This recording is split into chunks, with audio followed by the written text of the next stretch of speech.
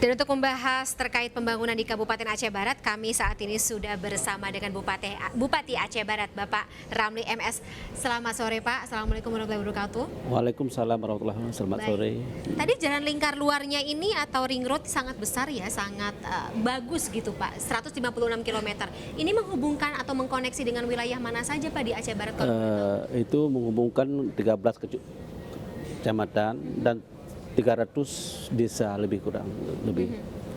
Selama ini sebelum adanya ring road tersebut dihubungkannya atau katakanlah jalannya seperti apa Pak? Sangat-sangat terisolir dan yang kita bangun pun bukan jalan-jalan yang sudah dibangun dulu. Jadi yang sekarang ini kita terobos langsung. Seberapa besar Pak proyek ini? Kalau proyek dan nilainya kan 156 km. Dan memakan biaya mungkin lebih 500 miliar, itu besar. Baik, dan perencanaannya sudah sejak tahun berapa Pak Bupati?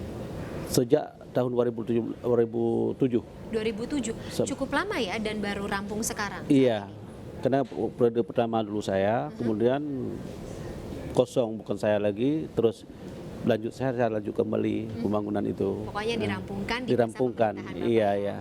Baik, Pak Bupati, kalau misalnya kita bicara mengenai potensi ekonomi yang disebabkan atau katakanlah yang diakibatkan dengan adanya ring road seperti ini, seberapa besar Pak kira-kira kemajuan yang akan atau menjadi ekspektasi dari Kabupaten Aceh Barat sendiri? Sangat besar. Dan itulah yang diharapkan selama ini, karena pembangunan Aceh Barat kan 2 pasca dia, pasca konflik dan pasca tsunami. Jadi tsunami itu, yang konflik itu orang-orang yang tinggal, orang-orang yang mendukung konflik itu adalah orang-orang yang dari pedalaman. Karena mereka tidak merasa diperhatikan oleh pemerintah. Dan itulah yang kita lakukan hari ini. Dan insya Allah hari ini Aceh Barat dengan kita buka jalan itu, Aceh Barat sudah menjadi surplus daerah pertanian, surplus padi, kemudian memudahkan masyarakat membawa hasil-hasil perkebunan ke kota. Dan alhamdulillah hari ini pun Kota Melabuh sudah hidup 24 jam. Nah, ini satu kebanggaan kita yang dirasakan oleh masyarakat itu. Semoga semakin maju dengan adanya ring road seperti ini. Iya. Pak Bupati, kita pindah terkait dengan event lain ya Pak ya. Ada Kongres Santri Pancasila ya yang akan digelar di Aceh Barat. Ini seberapa perlu kongres tersebut dilakukan Pak? Sudah dilakukan.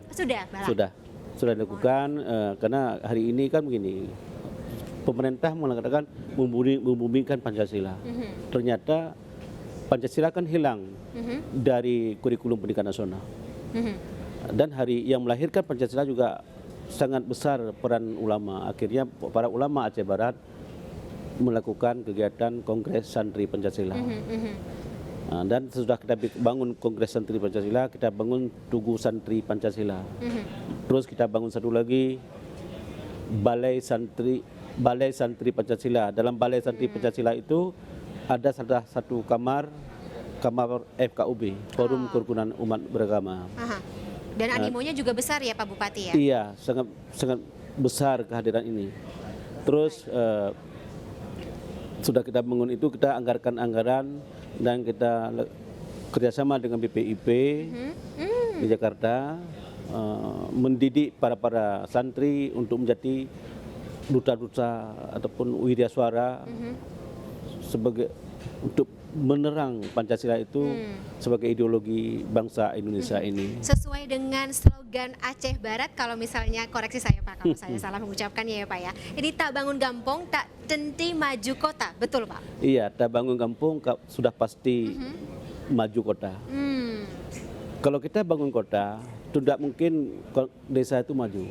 Tapi dengan kita bangun kampung, kota otomatis pasti maju. Itu kan penghasilan kemajuan kota kepastian dari kampung-kampung.